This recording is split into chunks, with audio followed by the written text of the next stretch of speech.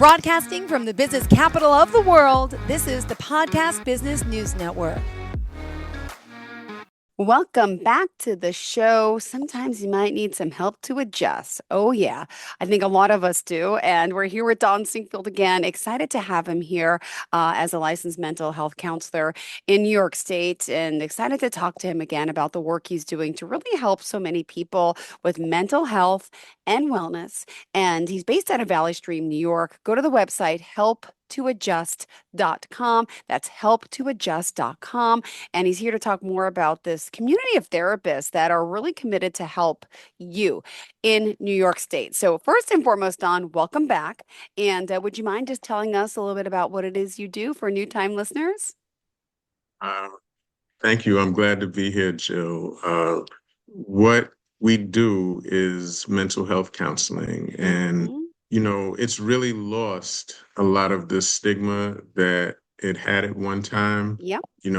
Maybe in 1980s and before, it was kind of like if you had to go to counseling, people may have thought like, oh, that's only for if you're having a breakdown or you really are having a exceedingly tough time. But now it's gotten to the Yep. point where people realize that counseling is for the bumps that we have in life where we can misperceive ourselves and not really see the Yeah. strength that we have within. And counseling basically helps people to do that self-discovery where you can be your best self.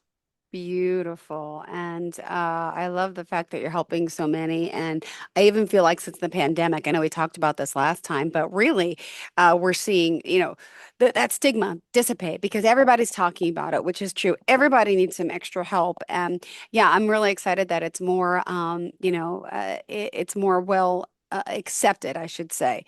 And let me just ask you, so what decided you to start this company to help so many people?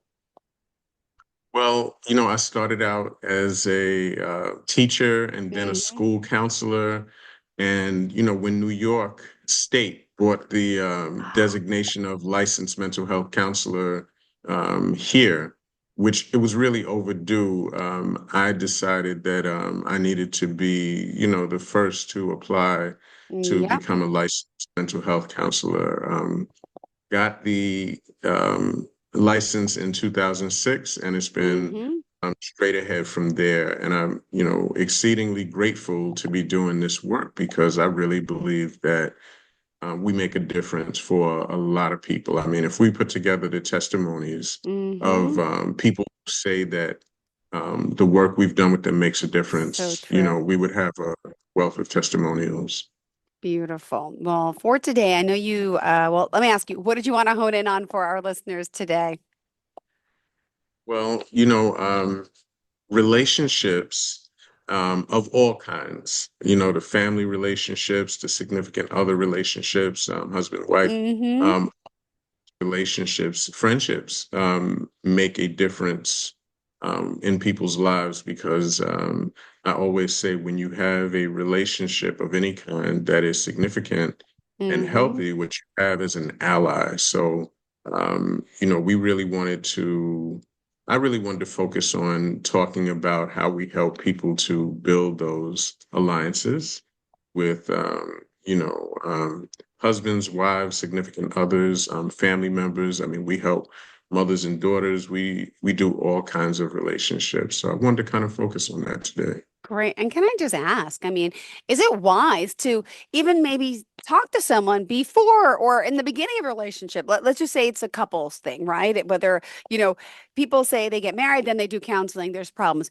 Is it smart, advisable to start the counseling beforehand? I mean, would that help us in the future, in the long run, if people would start earlier to talk about things before the relationship goes further? Just an idea.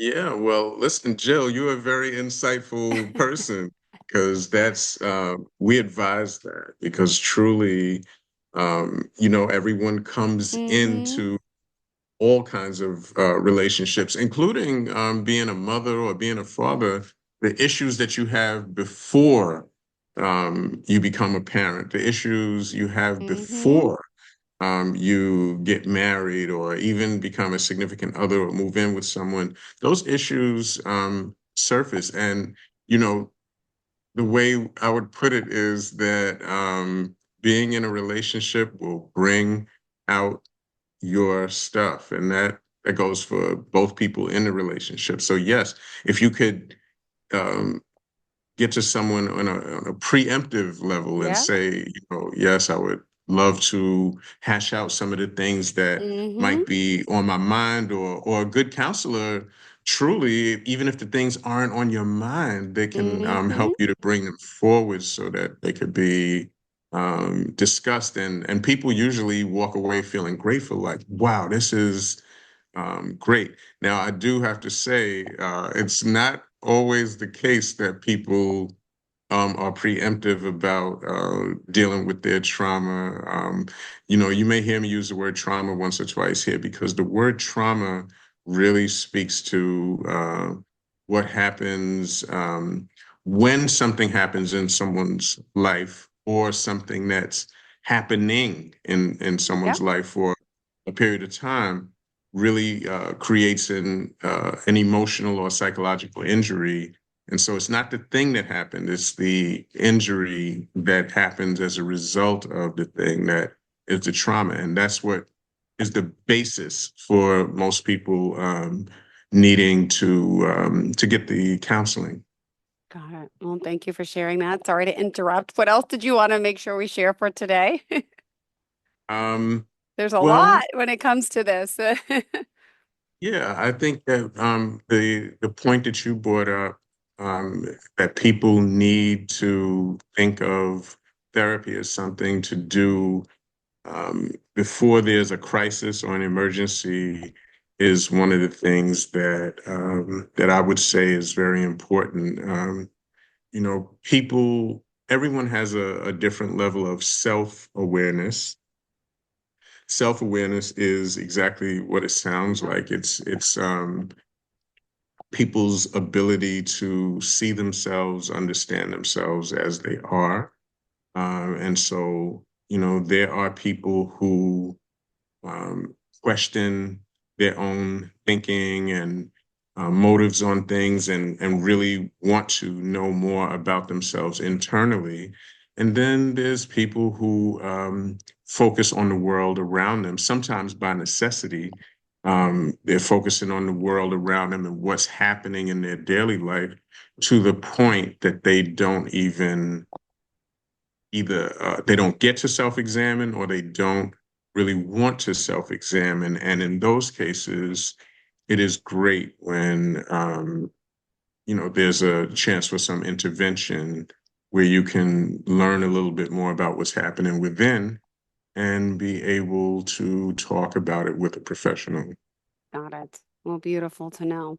And you know, the work that you're doing, people come to you, and where you got to also feel comfortable to who you're talking to, right? Especially if you're dealing with the relationship. Now, are you working with individuals, or you work with people together to solve their problem, or does it, you know, how does that part work?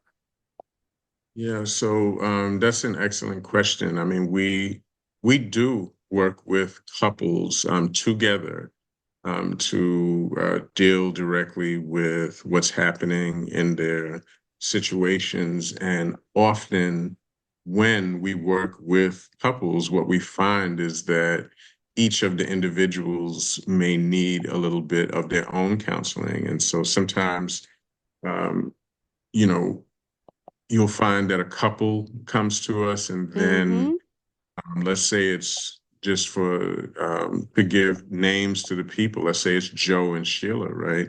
Joe will start the counseling as a couple, then start his own counseling separately, because what he realizes is, wow, there's some things that I need to work on separately from these Mm-hmm. sessions.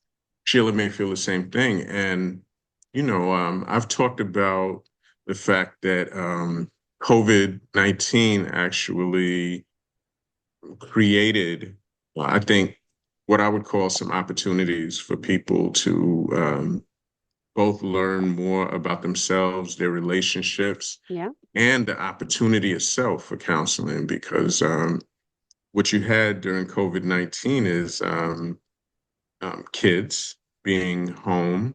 So that brought out a lot of a lot of joy for some people, but then a lot of stress, sometimes for the same people.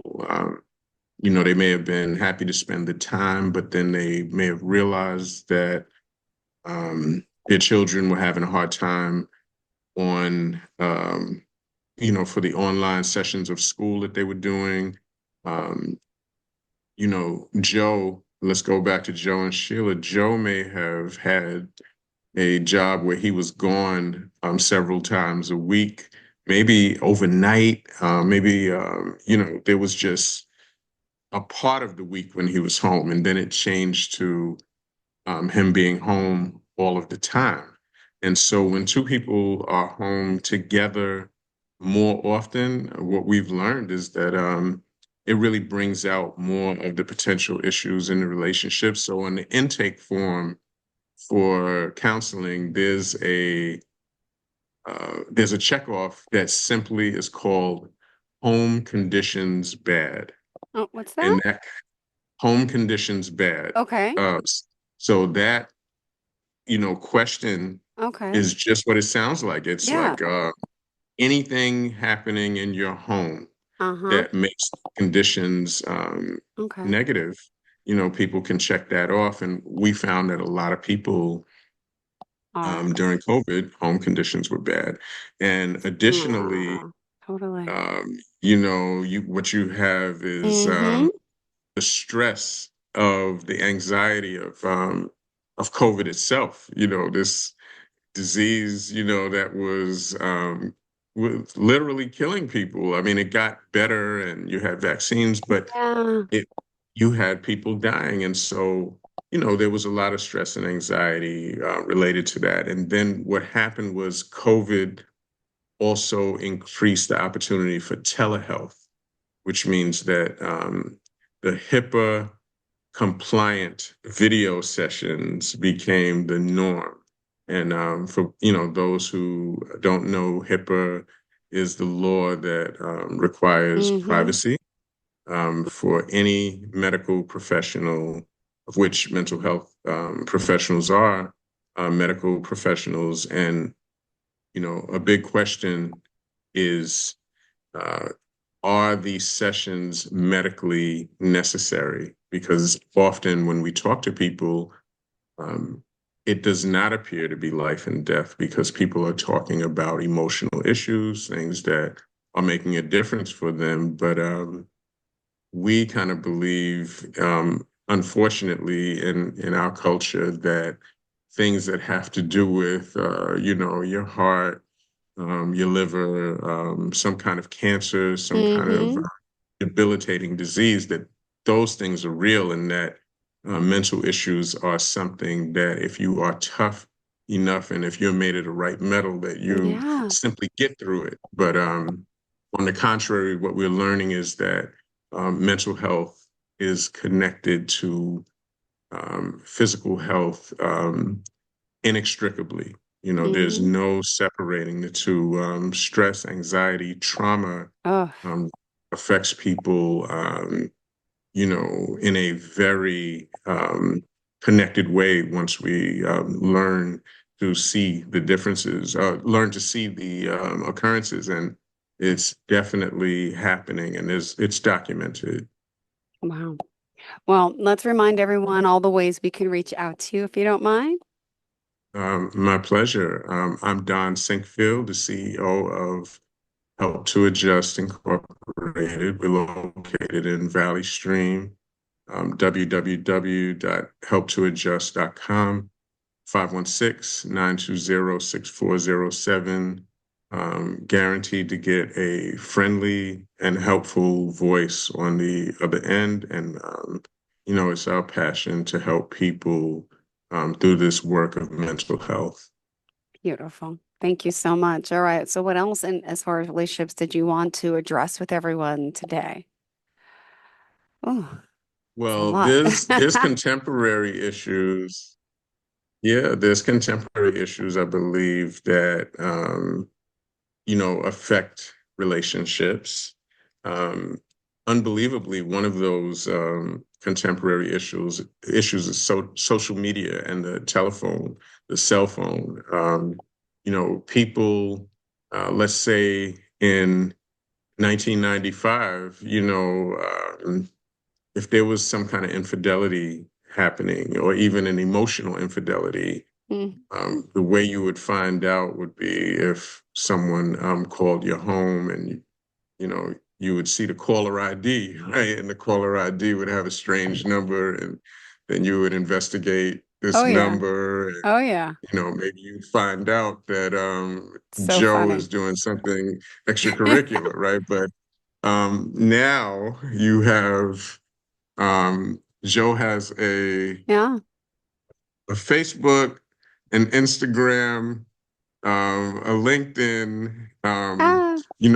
Younger people, may have Snapchat and Discord and all types of ways that people can reach out.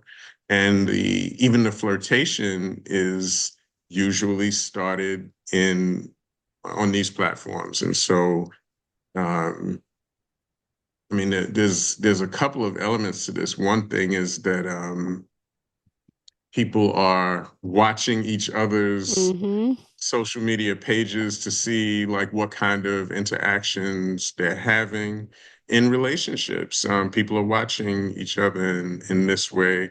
The other thing is that when someone pays too much attention to social media Mm-hmm. or to the cell phone, and that can be a problem in relationships. I mean, we deal with this a lot in counseling. Oh, he will not put his phone down. He is, attached to his phone. She um, is saying and doing things on social media that I don't think is appropriate for a Mm-hmm. mother or a married woman or, a person in a relationship. And It's so crazy.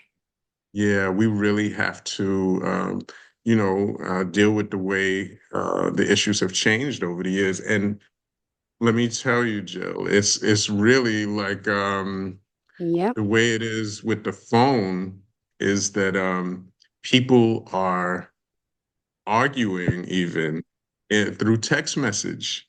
I know.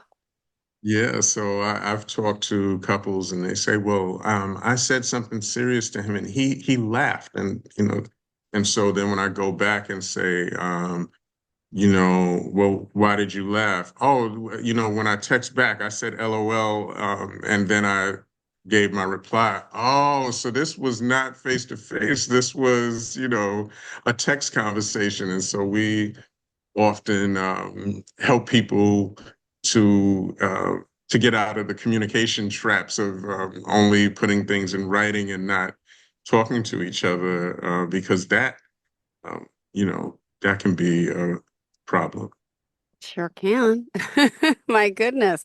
And on a daily basis, let me ask, I mean, how does it work as far as, your niche? I mean, you're helping people in relationships, you're helping helptoadjust.com, by the way, with all different sorts of things. But now you have a community of people that are, specialize in, say, family counseling compared to the couples counseling, right? That's right. That's Oh, right. what is your So specialty, or is it all? um, my specialty, no, I would say my specialties are Okay. relational, all types Mhm. of family, Oh, um, that's my camera. couples, and Okay. all types of relational Yeah. issues, anger management, Okay. and communication, and mostly, I work with adults. Like when I was a high school guidance counselor, I talked to 14 to 18-year olds for the most part. And when I left high school counseling, kind of became more interested in helping adults. But we have people that work directly with children. They know Love play it. therapy. Yep. So, maybe like a 7-year old may not have the vocabulary to really say, I Yeah. think it stresses me when the following thing happens. And Hmm. so the way you get communication with a 7-year old is different, of course, than how you get it with a 27-year old, because that 7-year old may play a game with you, and the game may bring out different Mm-hmm. issues, and then it becomes easy for that 7-year-old to say, "Oh, that's like when this happens," Yeah. or you know, something about this. Even if the child can't say it, if the child is reacting Mm-hmm. to certain things in the here and now, a good counselor can say, "Ah, I see how this affects the child," and so um, we have child therapists, we have family therapists, people like me who work with relationships and relational issues. We have specialists for teenagers. We also go into the schools in New York City, in Long Island, all the way to Delaware. We are working with young people, especially 12 to 18, on their issues. Got it. Thank you for that. And being that you mentioned children, my son actually is 7, right? I have a 7 and 9-year-old, and it's funny because I have his friend, and it's so cute the way they communicate, right? And how they speak to each other. We were just at a Halloween party yesterday, and it's just so different. But you got to get down on that level, look in the kids' eyes, and they were had a little fight yesterday, and it's like to talk about that. It's just yeah, it's different for children, and it just breaks my heart. Oh my gosh, just thinking about how we have to talk to our kids. But it's great to know those people out there who could do so because, yeah, sometimes kids need that extra guidance, that help. And it's just, yeah, it's to come from a parent. It's not always good. You all Yeah. have the skills to handle that. And I wish as a parent, I'm trying to learn all those skills, but I can't. When it comes to fighting with peers and, bullying and all these things that are happening in our world. And it's just so, so sad for children who don't know how to, maybe didn't have a guide out there, right, to learn the right way. Wow. And then they're That's in a good thing school and there's that you're saying. counselors. Yeah. And there's counselors in school that can help with all this. But yeah, the earlier the better, I believe, that you start to help someone to let them start talking about their feelings and their relationships with their mom, with their with their family members, with their friends. It's so important. I feel like a lot of people in my son's grade go to counseling. They do. My son doesn't, but he could be one of those next.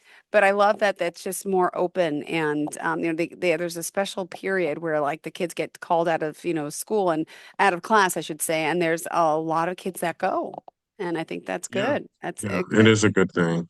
So let me just say this. There's a popular clinician that has posed the question recently. Oh, Did your kids, or when you were a child, were you able to play freely in the street?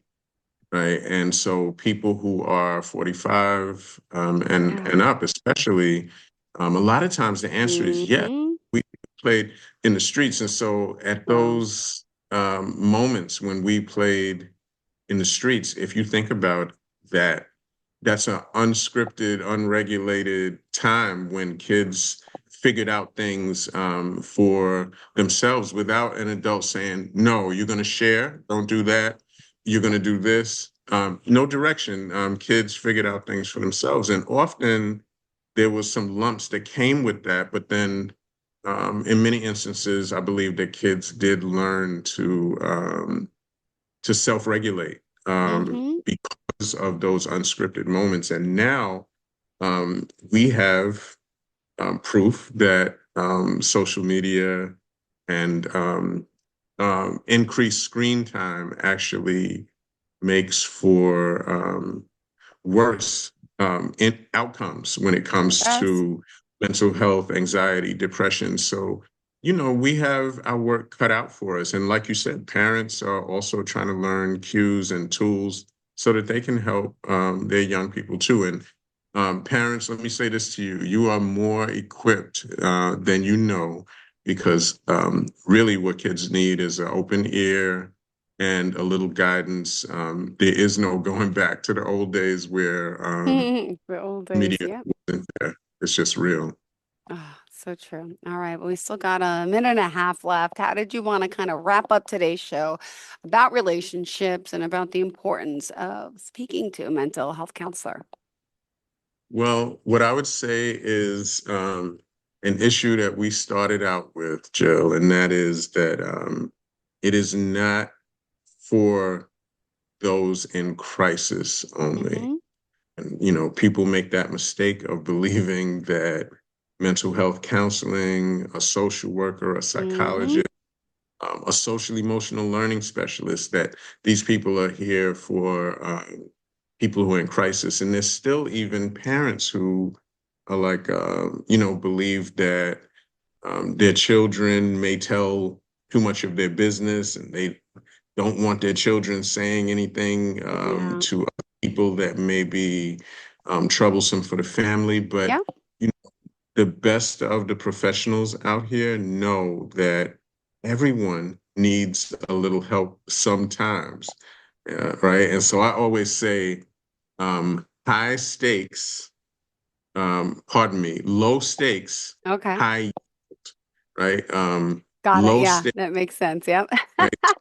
You go and you share with a mental health professional, you really Yeah. don't have very much to lose, because unless you say that I'm going to hurt someone, or my child's going to hurt someone, or we're going to hurt ourselves, Got it. it's confidential. And we really need to get the culture even more pushed to the point that people know that that the yield that they get from sharing is better than holding it in.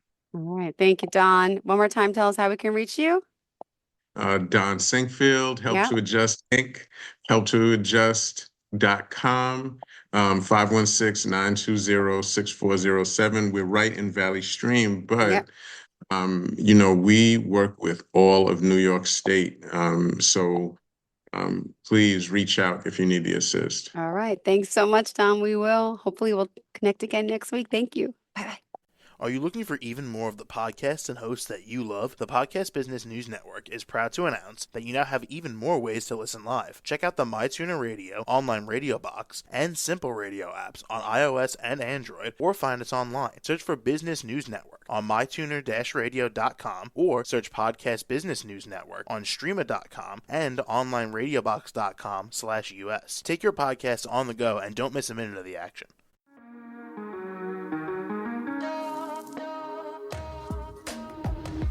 Broadcasting from the business capital of the world, this is the Podcast Business News Network.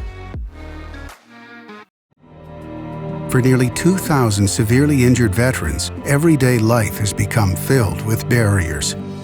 Day-to-day simple tasks can become pretty daunting. I have to carry my chair up 2 flights of steps or have somebody do it for me. What scares me the most is just the falling.